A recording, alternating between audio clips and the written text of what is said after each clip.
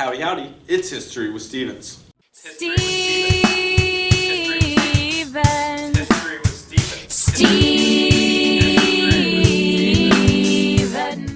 Seriously, does anyone know why I live in a different cabin every time we do this? Seriously, I think I've been in 4 different cabins. Why am I even in a cabin to begin with? It really doesn't make any sense. I don't live in a cabin.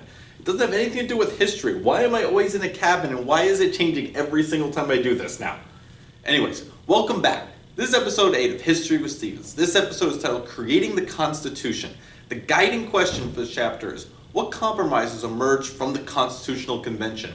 Make sure you can answer this question with specific examples from the text. If you remember from our last episode, Americans had just won its independence, but now America had to govern itself. The United States feared giving too much power to the federal government because they were concerned a strong federal government would abuse its power, much like King George in England did.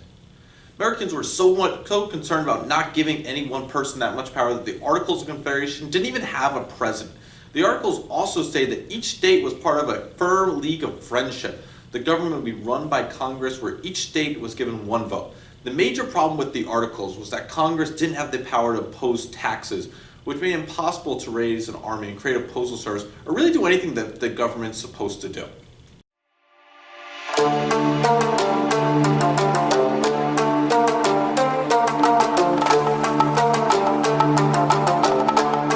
The government of the Articles of Confederation had one big accomplishment. After the Revolution, the United States owned a huge territory of land in the Ohio Valley called the Northwest Territory. This included the Midwestern states of Ohio, Michigan, Indiana, Illinois, and Wisconsin. In 1787, the Northwest Ordinance was passed. It was stated that any territory with 5,000 people could elect its own legislature, and once the population reached 60,000, it could apply to become a state. The Northwest Ordinance guaranteed that all the settlers would be given the same rights as other U.S. citizens. The Congress also banned slavery in the Northwest Territory.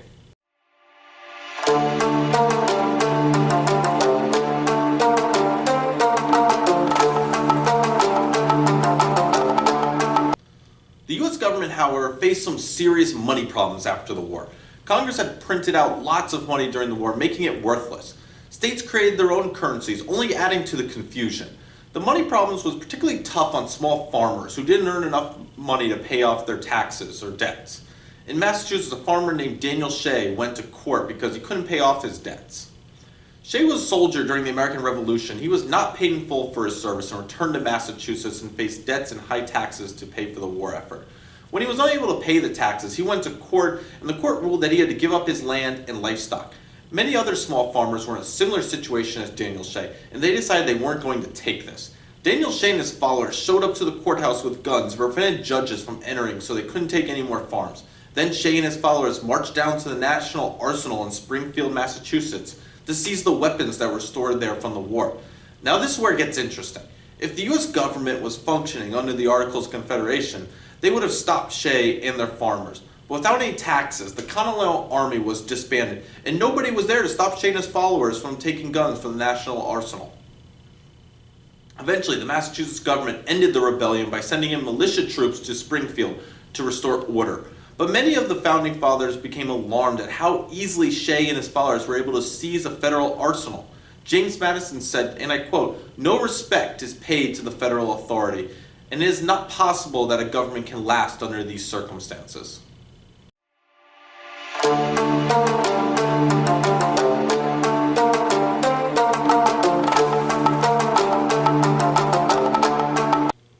In May 1787, each state was invited to send a delegate to Philadelphia for the sole purpose of revising the Articles of Confederation. They met in the Pennsylvania State House, which was later renamed Independence Hall.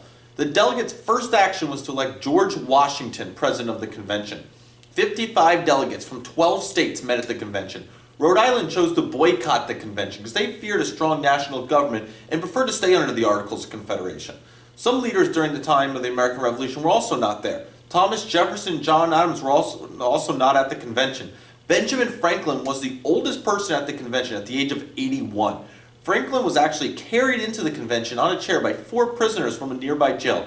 A majority of the members were lawyers, and almost all had experience in politics. But no delegate was more ready to lead than James Madison of Virginia. Madison's ideas became so influential that he later got the nickname the Father of the Constitution. Madison was a furious note taker, and he took over 600 pages worth of notes at the convention.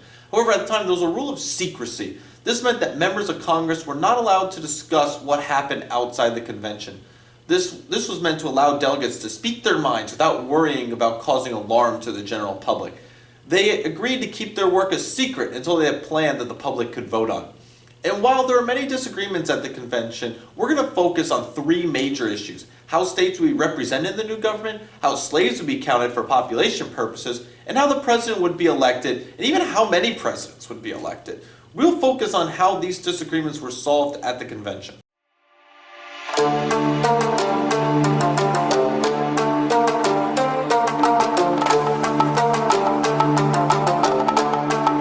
The first major issue we will go over today is the debate over how states will be represented in the new government. The first idea was James Madison's plan that was proposed by Edmund Randolph. This became known as the Virginia Plan. The Virginia Plan called for a strong national government with three equal branches of government: a legislative branch to make the laws, an executive branch to carry out or execute the laws, and a judicial branch to apply and interpret the laws. In the Virginia Plan, there would be two houses: the House of Representatives and the Senate.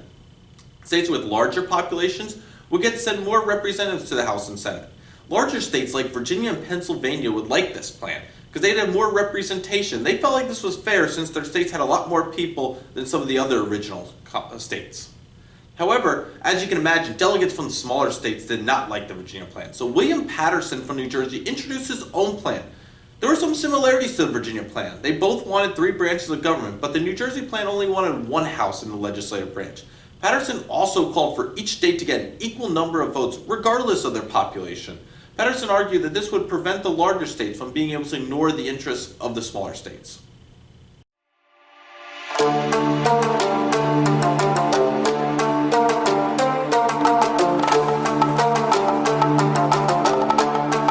Despite a fiery debate, the members were able to come to a compromise.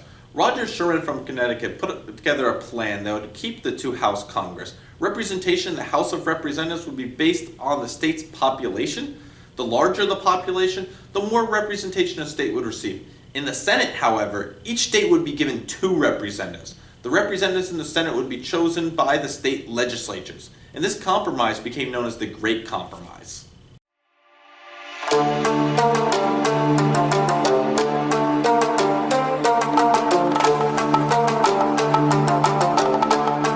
Another fierce debate was whether slaves would be counted in the population for the purpose of representation. At the time of the convention, over 90% of enslaved people lived in the southern colonies. One of the trickier things to understand about this debate was actually the anti-slavery activists that didn't want slaves to be counted, and slaveholders from the South that wanted slaves to be counted. The reason is the southern states would have more representation if slaves were included in the population counts. However, anti-slavery activists knew that if the southern states had more representation, it would be harder to eventually abolish slavery. Essentially, the argument from anti-slavery activists were, if slaves are going to count towards the general population, they should be given the same rights as other citizens.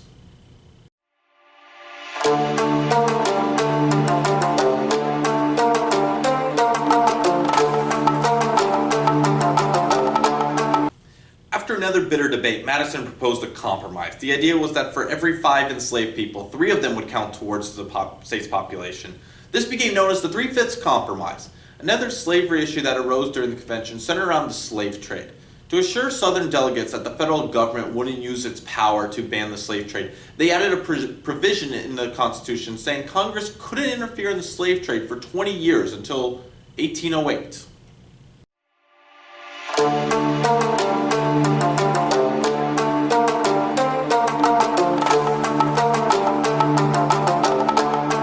As we discussed earlier, many Americans were concerned about giving too much power to the federal government.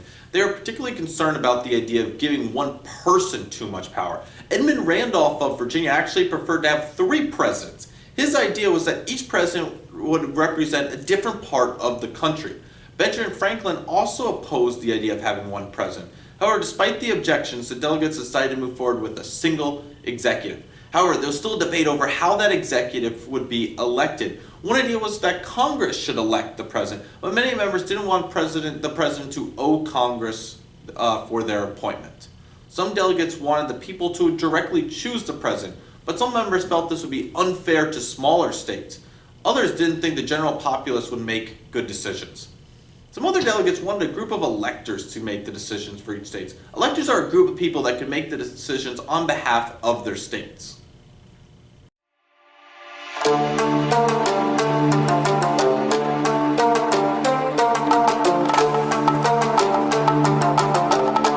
The delegates eventually decided on creating a special body called the Electoral College. The Electoral College is made up of a group of electors that cast votes for president and vice president every 4 years. Let me start that over. The delegates eventually decided on creating a special body called the Electoral College. The Electoral College is made up of a group of electors that cast votes for president and vice president every 4 years. Each state has as many electors as they have members in Congress. Before 1820, state legislatures chose the electors, but today the people of the state choose the electors directly. So when you vote for president, you're actually voting for an elector to vote for those candidates.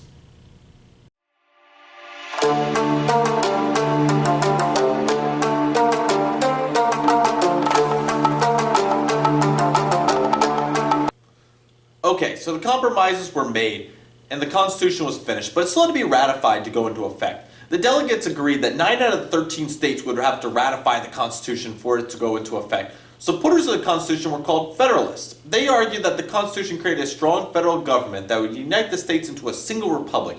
James Madison, Alexander Hamilton, and John Jay were the leaders of the Federalists. Opponents of the Constitution were called Anti-Federalists. They feared that Congress would overtax the states and the president would rule as a king. But their biggest concern was that the Constitution didn't list out individual rights and only listed out the rights of government. As another compromise, Federalists promised to add a Bill of Rights to the Constitution after it was ratified. This got the Federalists enough votes for it to pass. And that's going to do it for this episode of History with Stevens. But before we go, I got one of my famous Laffy Taffy jokes that I want to share for you all. Laffy Taffy, we're sorry about the previous video. Tootsie Rolls suck. We really want you to be our sponsor. Anyway, here's one of the jokes. What did one wall say to the other? Meet you at the corner? At the corner, because that's where two walls meet? Oh, Laffy Taffy, you never let me down. And you have another joke. And there's another joke. Why did the goose cross the road? The chicken was on vacation. The chicken was on vacation. Classic chicken. Anyway, thank you for watching this episode of History with Stevens. Make sure you like, subscribe, share, leave a comment in the comments. Peace!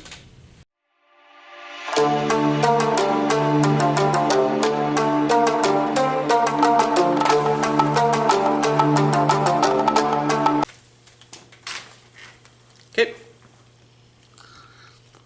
And that's going to conclude this episode of History with Stevens. Make sure you like, subscribe, share, and leave a comment